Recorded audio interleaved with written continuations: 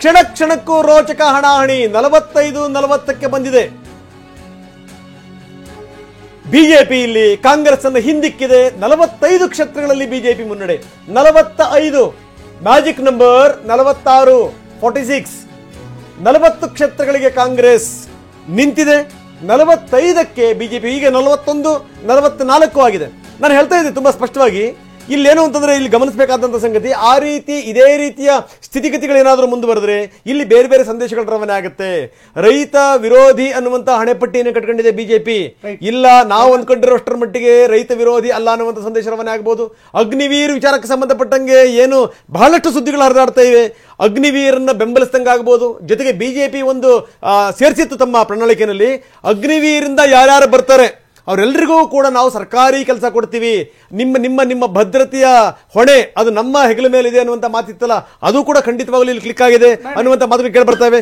ಇವೆಲ್ಲ ಅಂಶಗಳು ಕೂಡ ಜೊತೆಗೆ ವೆರಿ ಇಂಪಾರ್ಟೆಂಟ್ಲಿ ಬರೀ ಗ್ಯಾರಂಟಿಯಿಂದಲೇ ಕಾಂಗ್ರೆಸ್ ಗೆಲ್ಲಲ್ಲ ಅನ್ನುವಂಥ ಸ್ಪಷ್ಟ ಸಂದೇಶ ಕೂಡ ಇಲ್ಲಿ ರವಾನೆ ಆಗುತ್ತೆ.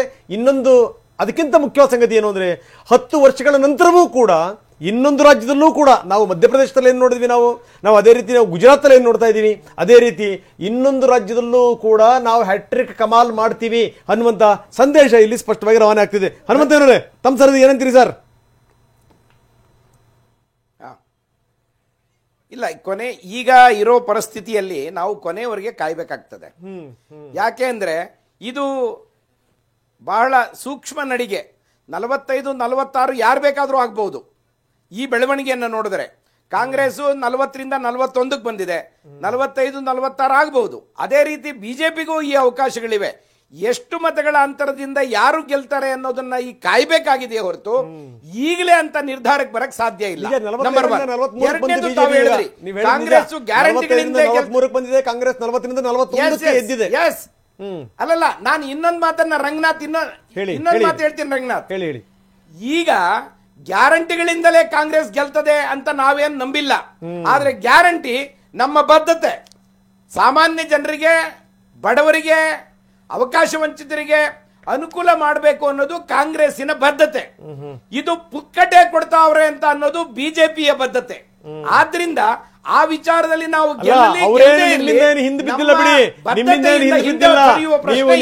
ನೀವು 5-6 ಘೋಷಣೆಗಳು ಮಾಡಿದ್ರೆ ಅವರು 9-10 ಘೋಷಣೆ ಮಾಡಿದ್ದಾರೆ. ಬೇರೆ ಬೇರೆ ಹೆಸರಲ್ಲಿ ಬೇರೆ ಬೇರೆ ರೀತಿಯಲ್ಲಿ ಮಾಡಿದಾರೆ ಅಷ್ಟೇನೆ. ಎಲ್ಲರೂ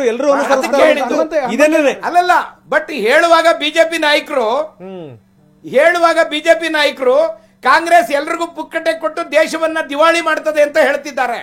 ಹಿಮಾಚಲ ಪ್ರದೇಶ ಏನಾಗಿದೆ, ನಮ್ಮ ಬದ್ಧತೆ, ಹಿಮಾಚಲ ಪ್ರದೇಶ ಏನಾಗಿದೆ, ಕೇರಳ ಏನಾಗಿದೆ, ಅದರ ಮೂಲಕ ದೇಶವನ್ನ ಕಟ್ತೇವೆ ಅಂತಲೇ ನಾವು ಹೇಳ್ತಿರೋದು. ಫಲಿತಾಂಶ ಬರೋದಕ್ಕೆ ಇನ್ನೂ 1 ಗಂಟೆ ಆಗ್ಬೋದು. ಹನುಮಂತನವರೇ, ಫಲಿತಾಂಶ ಸ್ಪಷ್ಟವಾಗಿ ಬರೋದಕ್ಕೆ 1 ಗಂಟೆ ಆಗ್ಬೋದು. ಆದ್ರೆ ನಾವು ಹರಿಯಾಣದ ಕೇಸನ್ನ ನೋಡ್ತಾ ಇದ್ರೆ, ಹರಿಯಾಣದಲ್ಲಿ ಈ ಬಾರಿ ಒಂದು ದೊಡ್ಡ ಅವಕಾಶ ಇತ್ತು, ಈಗಲೂ ಅವಕಾಶ ಇದೆ. ಬೇರೆ ವಿಚಾರ, ಒಂದು ದೊಡ್ಡ ಆಂಟಿ ಇನ್ಕಂಬೆನ್ಸಿ ಸೆಟ್ ಆಗಿತ್ತು ಅಂತ ಕಾಂಗ್ರೆಸ್ನವರು, ಇನ್ಫ್ಯಾಕ್ಟ್ ಬಿಜೆಪಿ ಅವರೇ ಒಪ್ಕೋತಾರೆ. ಆದ್ರೆ ಹರಿಯಾಣದಲ್ಲಿ ನಿಮ್ಮಲ್ಲಿರುವಂತಹ ಒಂದು ಬಣ ರಾಜಕೀಯ ಏನಿದೆಯಲ್ಲ, ಅದರಲ್ಲೂ ಕುಮಾರಿ ಶೈಲಜಾ ವಿಚಾರ ಇರ್ಬೋದು, ಹೂಡಾ ವಿಚಾರ ಇರ್ಬೋದು, ಸುರ್ಜೇವಾಲಾ ಇರ್ಬೋದು, ಎಲ್ಲ ಗುಂಪುಗಾರಿಕೆಯಿಂದ ನಿಮ್ಮ ಕಾಲು ನೀವೇ ಹೇಳ್ಕೊಂಡಿರೋದ್ರಿಂದ ಈಗ 38-40 ಇನ್ನು ಸರ್ಕಾರ ಮಾಡೋದಕ್ಕೆ ಪಡೆದಾಡುವಂಥ ಪರಿಸ್ಥಿತಿ ನಿರ್ಮಾಣ ಆಗಿದೆ ಅಂತ ಹೇಳ್ತೀರಾ? ಯಾಕೆಂದ್ರೆ ಒಂದ್ ಕಡೆಗೆ ಸ್ವೀಪ್ ಮಾಡಕ್ ಹೋಗಿದ್ರಿ, 60 ಸ್ಥಾನ ತನಕ ಹೋಗಿದ್ರಿ, 65 ಒಂದಂತ ಲೀಡ್ ಇತ್ತು. ಎಲ್ಲ ಎಕ್ಸಿಟ್ ಪೋಲ್ಗಳು ಹೇಳಿದ್ವು 60+ ಬರುತ್ತೆ, 50+ ಬರುತ್ತೆ ಅಂತ. ಬಟ್ ಈಗ 38ಕ್ಕೆ ರಿಸ್ಟ್ರಿಕ್ಟ್ ಆಗತ್ತೆ ಅಂದ್ರೆ ಸಹಜವಾಗಿ ನಿಮ್ಮ ಬಣ ರಾಜಕೀಯದ ಬಗ್ಗೆ ಪ್ರಶ್ನೆ ಬರಲ್ವಾ? ಇಲ್ಲ, ಅಂದ್ರೆ ಇದರಿಂದ ಗೊತ್ತಾಗ್ತಾ ಇದೆ. ನೀವು ಹೇಳ್ತಿರೋದು, ನಿಮ್ಮ ಅಬ್ಸರ್ವೇಷನ್ ಸರಿಯಾಗಿದೆ. ಏನಿದೆ, ಬಣ ರಾಜಕೀಯ ಕೂಡ ಸ್ವಲ್ಪ ಮಟ್ಟಿಗೆ ಪರಿಣಾಮವನ್ನ ಬೀರಿರಬಹುದು ಅಂತ ನನಗೀಗ ಅನಿಸ್ತಾ ಇದೆ. ಯಾಕೆಂದ್ರೆ ಚುನಾವಣೆಯ ಸಂದರ್ಭದಲ್ಲಿ ಕಾಂಗ್ರೆಸ್ ಪಕ್ಷದ ನಾಯಕರ ಅಥವಾ ಯಾವುದೇ ಪಕ್ಷದ ನಾಯಕರ ಪ್ರತಿ ಹೆಜ್ಜೆಯೂ ಬಹಳ ಮುಖ್ಯವಾಗಿ ಜನ ಗಮನಿಸ್ತಾರೆ. ಯಾರ ಪರವಾಗಿ ನಿಂತಿದ್ದೇವೆ, ಯಾರು ನಮ್ಮ ನಾಯಕರು, ನಮ್ಮ ನಾಯಕರಿಗೆ ನಮ್ಮ ಪಕ್ಷದಲ್ಲಿ ಏನು ಗೌರವ ಇದೆ, ಇದೆಲ್ಲವನ್ನ ಸಾಮಾನ್ಯ ಜನರು ಬರೀ ಮತ ಹಾಕೋದಷ್ಟೇ ಅಲ್ಲ, ಅವರು ತಮ್ಮ ನಾಯಕರ ಪರಿಸ್ಥಿತಿ ಏನು ಪಕ್ಷದಲ್ಲಿ ಅನ್ನೋದನ್ನ ಗಮನಿಸ್ತಾರೆ. ಅದನ್ನ ನಾವು ಖಂಡಿತವಾಗಿ ಗಮನಕ್ಕೆ ತಗೋಬೇಕು. ಆ ಗಮನಕ್ಕೆ ತಗೊಂಡು ಅದು ಪರಿಣಾಮ ಬೀರಿದ್ರೆ ಇಲ್ಲ ಅಂತ ಹೇಳೋ ಸ್ಥಿತಿಯಲ್ಲಿ ನಾನಿಲ್ಲ.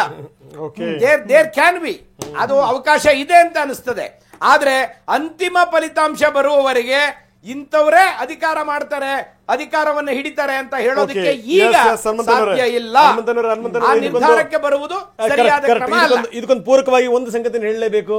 ನಾವು ಶೈಲಜಾ ಬಗ್ಗೆ ಮಾತಾಡ್ತಾ ಇದ್ದೀವಿ, ಕುಮಾರಿ ಶೈಲಜಾ ಬಗ್ಗೆ. ಕುಮಾರಿ ಶೈಲಜಾ ವಿರುದ್ಧ ಚುನಾವಣೆಗೆ ಸ್ಪರ್ಧೆ ಮಾಡಿದಂತ ವ್ಯಕ್ತಿ ಇದ್ದಕ್ಕಿದ್ದಂಗೆ ಏನು ಅಂತಂದ್ರೆ ಈ ಪಕ್ಷ ಬಿಟ್ಟು ಬೇರೆ ಪಕ್ಷಕ್ಕೆ ಹೋಗ್ತಾರೆ, ಅವ್ರು ಆಮ್ ಆದ್ಮಿ ಪಾರ್ಟಿಗೆ ಹೋಗ್ತಾರೆ.